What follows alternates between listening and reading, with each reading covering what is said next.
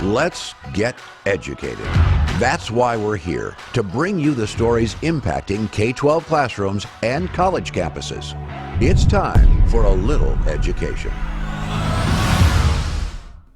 Well, hello everyone. I am Katie Petrick, joined by the David Fiorazzo, and we want to give a little quick shout out to Freedom Project Academy. It's our K-12 Judeo-Christian online school, which is continuing to enroll students for this upcoming fall. So you can't wait anymore. Now's the time. Get your free information packet by going to freedomforschool.com. That's freedom, F-O-R, school.com.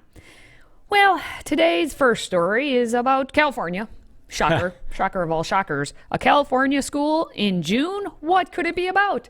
Well, students in a California high school are threatened with detention after many negatively reacted to a Pride video that they were forced to watch in class. David. Yes. What? Interesting headline. I've got to look at this again to make sure I'm reading it correctly. Students groan, jeer, boo when Pride video is shown in class. Teacher threatens Saturday school if they don't knock it off. So, California? Makes me want to go, All right, so video was circulating on social media showing students in a classroom, we're going to look at that in a minute, reacting negatively to a Pride video being shown to them. Did this say California? Yes. Huntington Beach, Edison High School. That's where the clip is allegedly from. And then the teacher is heard threatening students with Saturday school. So early in the clip, the teacher gives an initial warning for students to stop, and the negative reactions continue. The teacher adds, hey, I'm going to warn you guys now. If you're going to be inappropriate, I will have supervision down and give all of you a Saturday school for next year, so knock it off. So we're going to talk about this when we come back, because this is just one of those twists on all the stories that we've been reporting through the years, and especially in June. So let's watch the clip. This is Pride Month. A former Edison student has had their sexual orientation change throughout high school, where she found some that helped her give community. She says, the first kiss I had was with a girl. Most of my family supported me until my mother stepped in. She found a safe space with the people who are also like them. No matter what anyone says, be proud of who you are, and keep fighting. At Edison, we should make all students feel welcome here, no matter their gender or sexual orientation. So, if you're out and proud, closeted, or even just an ally, be proud of who you are. And most importantly, don't forget to love each other. So that was the clip that was shown in class, apparently. Be proud. God hates pride. I just want to add that in, not just pride when it comes to sexuality, but just pride in general. That's a sin. And this has been flaunted. It's been in our faces. But apparently, many have reacted harshly toward the teacher. And this was shown in a math class? Yes. But what Robbie Starbuck said on Twitter, he posted the clip and noted that some 10th grade students came forward to tell me that this video was played in all classes that day, not just math class.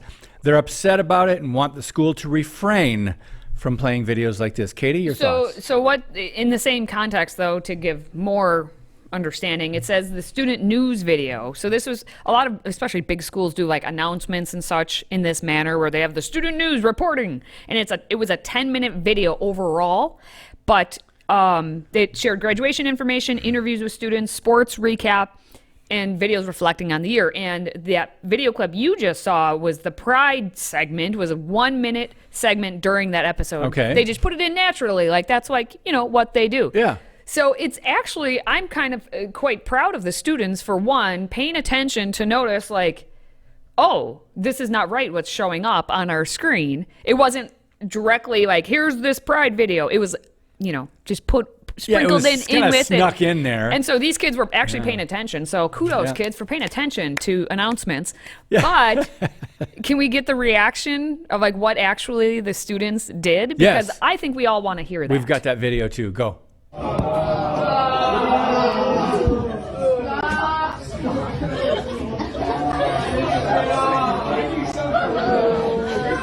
this flag. Why are you showing this to kids? Hey, I'll warn you guys now, if you're going to be inappropriate, I will have supervision down and give all of you a Saturday school for next year. So knock it off. Okay. Knock it off and bow the knee to at the altar of LGBTQ. Okay. Bow the knee, knock it off, students. But what did that one student say? The one, I think it might have been a girl. It sounded like she said, "Why are you showing this to like kids?" During that, like, to the two girls being face to face with each other. Even in California, and this is very interesting. You know, I'm not saying kids across the country are sick of this indoctrination, but some are starting to catch on that, okay, another pride thing, we're supposed to celebrate, we're supposed to say yes, yes, yes, we bow down. You know, it's really interesting. I would love to hear more stories like this, and that's why I'm just still surprised at the headline that the kids reacted this way. Well, hey, and the teacher clearly has not watched Breakfast Club, because threatening students with Saturday detention, whoopity-doo. You see what happens in Saturday detention? That's almost as bad as double secret probation. There you go. If you don't know, watch Breakfast Club. Anyway, good on these students for actually pointing out what is so very clear to everyone else. Why are you showing this? Why? Everyone it's a safe space. Everyone is included. If you don't talk about sexuality, you just talk about, I don't know, students who should be learning math and should be learning English and should be learning history. Not herstory, history. Yeah, the whole thing about being inclusive, I'm always thinking about the small percentage of young people. I'm not talking about the overall population, but young people who identify as LGBTQ. Yes, it's growing every year. How can it not? Because of all the programming. It's very gradual, but it's very on purpose. It's very steady. But yeah, it's interesting that the majority seem to be excluded then when you're just focusing on this group. And it is a small group, but the agenda behind it is just amazing. That is correct, David. It's been nonstop. 100% correct. Thank you. You heard her. I was correct.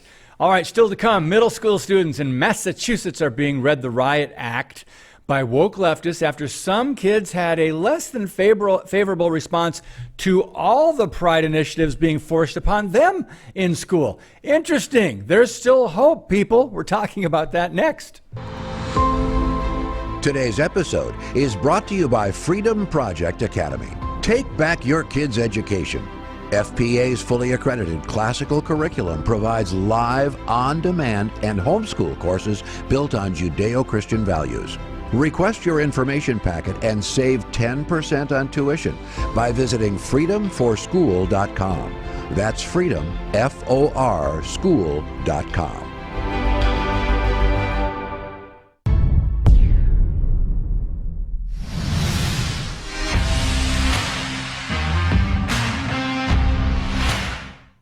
We have even more kids saying no to pride, and now it's on the other side of the country. Or let's go out east to Massachusetts, no less.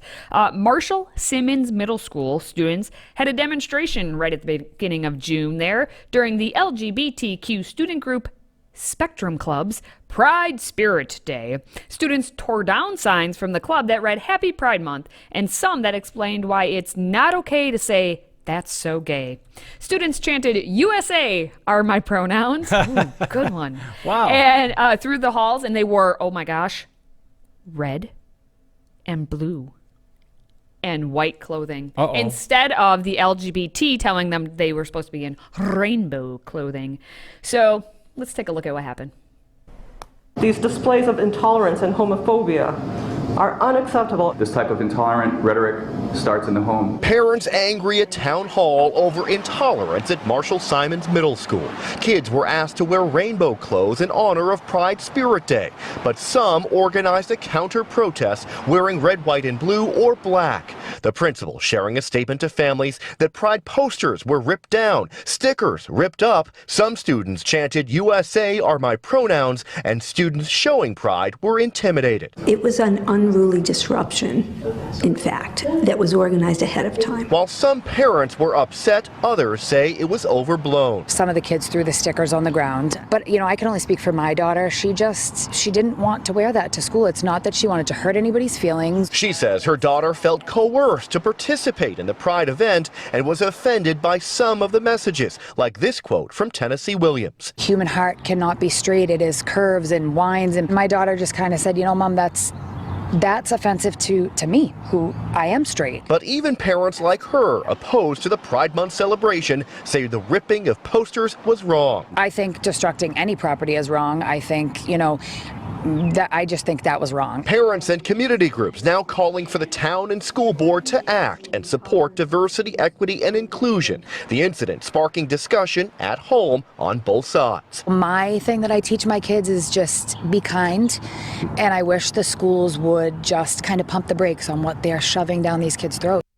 Yeah, Thank you. Yeah, they want to pump all their things. Hit the brakes. Yeah. DEI. It's all about DEI. Did you hear about that one always. teacher or whatever that said intolerance starts at home? Mm-hmm. Yeah. Oh, yeah. So they're saying if you don't toe the line and go along with this, if you don't submit, if you don't bow the knee at the altar of all things LGBTQ, you're intolerant. And that probably starts with your parents, so bad family. This is just amazing that they're even having a day like this and forcing all students to wear the rainbow colors. And the thing is, you say intolerance starts at home is what they're saying. Well, the intolerance towards anyone else is starting at that school with Principal Carrie Purchase, who said, I fully respect that our diverse community has diverse opinions and beliefs. I also respect individuals' right to express their opinions through clothing choices and freedom of speech. When one individual or group of individuals' beliefs and actions result in the demeaning of another individual or group, it's completely unacceptable. I'm getting into the part where she's going to go into that intolerance. I am truly sorry that a day meant for you to celebrate your identity turned into a day of intolerance. Schools are supposed to be a safe place for all students. Oh, for all. All capitals. Does all mean all, though? All, or just some all? Yeah, I think she means some all, the rainbow all, not the red, white, and blue all. Not all. So she's really cutting out some of the colors of the rainbow. All right. Well, as she continues, some community members' actions created an unsafe environment for many of our students, caregivers, and faculty. So I will say they should not have ripped down signs. Destruction of property, just let's talk about it. Let's take them down. But if you encourage the students to just rip things down, then it leads to more things. I don't think anybody's encouraging that. But some community members' actions created an unsafe environment. How? Did those stickers landing on the ground create an unsafe environment? Well, someone could have poor stickers slipped on a pride sticker, kind of like you slip on a banana peel. Yeah, you might slip on that, just like you. I'm kidding. I'm sorry, guys. You create this monster. You create this machine. You dedicate a day and force. Okay, force might be a hard word. You strong-arm students to come dressed in rainbow colors. You're going to get some pushback. And it's not the parents. Some kids, as we've seen, some students are tired of this, as we saw in the first segment. Well, and hopefully, I don't want kids destroying property or being disrespectful. Not violent. You're right.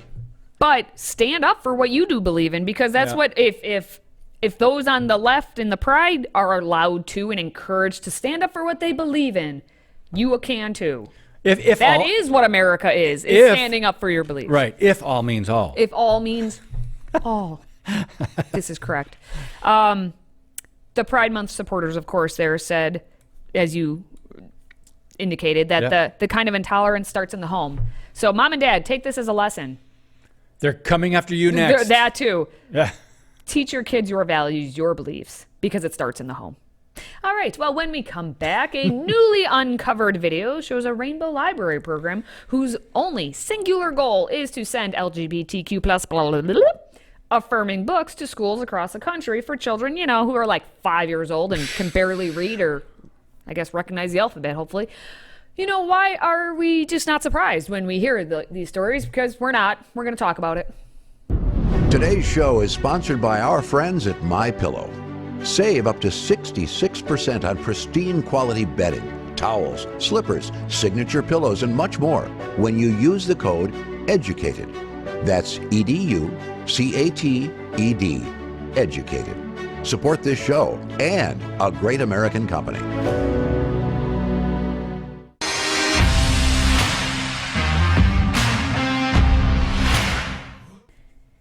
Well, you know, you have to get the kids as early as you can, right? We've learned this. That's the agenda.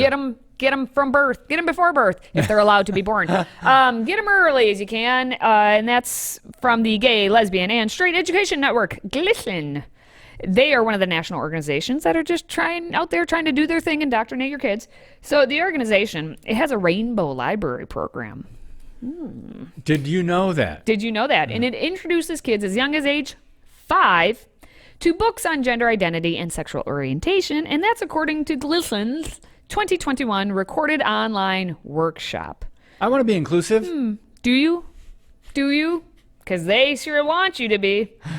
Now, that program was launched in 2019 by a third grade teacher. The Rainbow Library. It actually provides K through 12 schools and libraries the LGBTQ plus affirming K-12 text sets, and it's in only 5,800 schools and libraries across 31 states, according to this last year's school request form. So, I mean, it's not in your district, possibly, or it's not in your state, possibly, but so you shouldn't worry about it, right, David? Well, that can't be happening in America. Can't be happening in my By the way, Katie, will you clarify something from me? It says K through 12. How old is a K again? 5. Okay, so 5 years old we're talking about. Yep, it's starting at 5. Well, at least they're not going after 4-year-olds. I'm kidding. They are. This is just so offensive. I think a lot of parents better really start paying attention if you haven't by now, because this is really concerning. I would say this is the only positive to our reading scores being so low is the kids probably can't read and understand what's going on. But since they can, now they make all the graphic images and they can see. They don't need to read.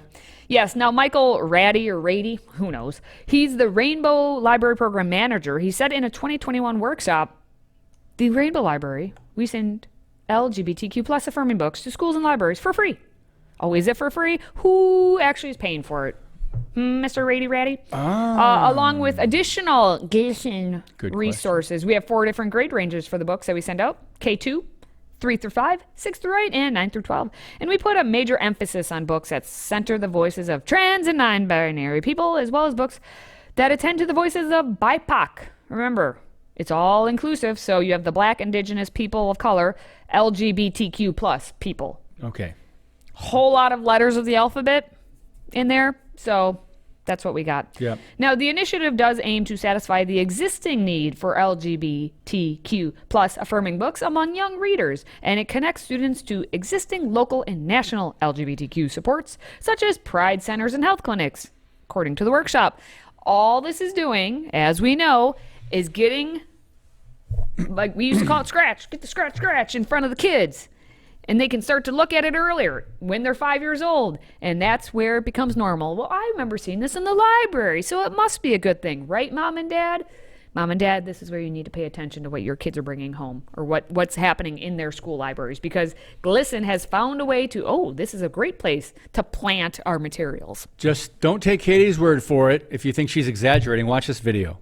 My name is Michael Rady. My pronouns are he, him, his. I am the Rainbow Library Program Manager at GLSEN. For those folk who cannot see me, I am a white person with short hair wearing a blue collared shirt. I'm in front of a lamp and a poster that says, "If you have come to help me, you're wasting your time. But if you've come because your liberation is bound up with mine, then let us work together."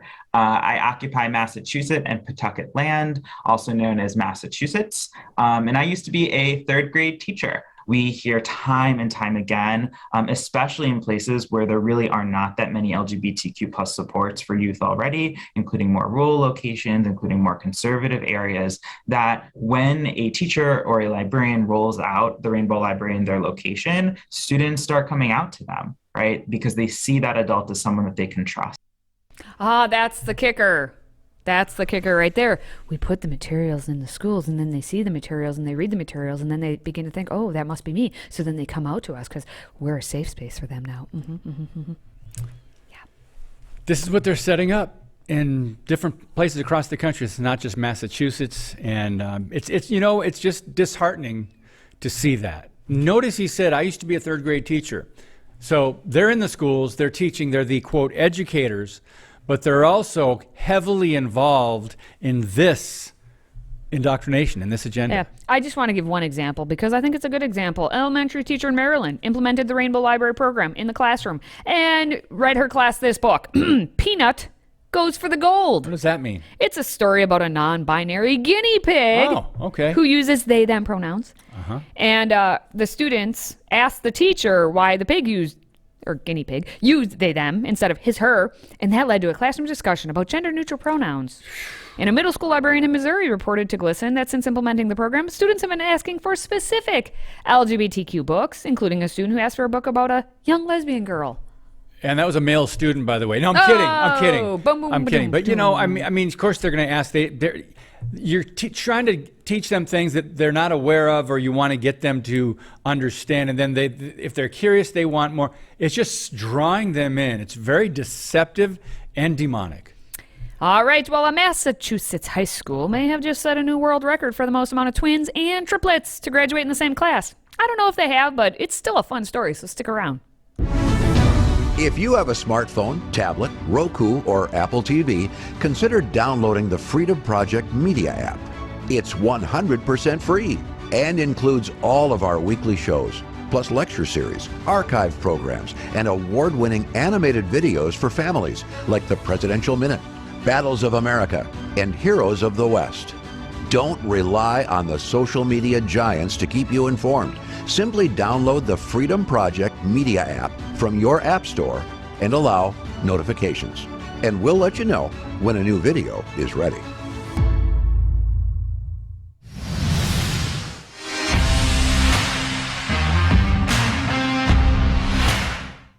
I know what you're going to ask. What are they putting in the water in this town, Westford, Massachusetts? The high school is graduating 15 pairs of twins and one set of triplets. I mean, I think this is like what the heck? So twins made up 3% of the 3.6 million births in the U.S. last year. Triplets accounted for 0.07%. But the twins and triplets in Westford Academy's graduating class of 2023 make up almost 8% of the 420 students. That's a pretty high ratio. That is true. It's a kind of a bizarre story. The high school needed 2 pages to dedicate to the Twins Club, and Principal Jim Antonelli joked the remarkable feat is down to comes down to the good water in Westford, of course. Katie, that's a lot of numbers here. Let's look at this video real quick. Kim Fuller. Westford Academy's graduation ceremony Friday may seem a bit repetitive. That's because Westford's 400-some class of 2023 has 15 sets of twins and 1 set of triplets. Hang out together, they play sports together, they do activities together. And they're all going to graduate together. And they're all graduating together. The duplicates say being a twin has its ups. We know how to share because we grew up together. We know how to make friends because we made them together. And downs. She follows me everywhere. I don't. I can't get rid of her. Nobody seemed to realize just how special the class was until they started laying out the yearbook, and they needed 2 pages for the Twins Club. I think we always kind of knew, like, this is a big class, you know, we have a lot of twins there. But this is an outrageous number. It sure is. I think the real impact moment was taking a look at that page in print in the yearbook was that final moment for me of wow. And yes, the triplets say they get to pull rank. To be the only triplets among all these twins? It's nice. Strength in numbers. Numbers are key. Yes. Seriously, though, we're not talking about the whole school or a district. We're talking about a graduating class, the senior graduating class here. I'm going to kind of burst their bubble a little bit as a personal brag. At the school I went to, small school, there was a class of 2,000, had 5 sets. I graduated in my class less than 100 people. That's over 10% if their class actually had about 100, because that would be 10 people out of 100. So I'm just like, cool on them. That's amazing. That is. But I'm like, when I did the math on our own, I was like, wait a minute, we had that class, and they had to use a whole page, yes, for the yearbook as well. Not 2 for 15, but 1 for 5. So it's impressive either way, but it's impressive. It's kind of a fun story to talk about. Yeah, it is. Good way to end the week. I mean, end the day. We're just getting going. Oh, but for today, maybe the week should end now, David. Maybe more to come, I tell you. All right. Well, if you are a fan of this show, please, if you could, like, comment, share. If you're a twin or a triplet, do it 2 or 3 times. Don't forget also to check out Freedom Project Academy for this upcoming fall. Visit freedomforschool.com and it'll get you started there. Now, for David and myself, thank you for watching, thank you for listening, and thank you for supporting what we do. Until next time, stay educated.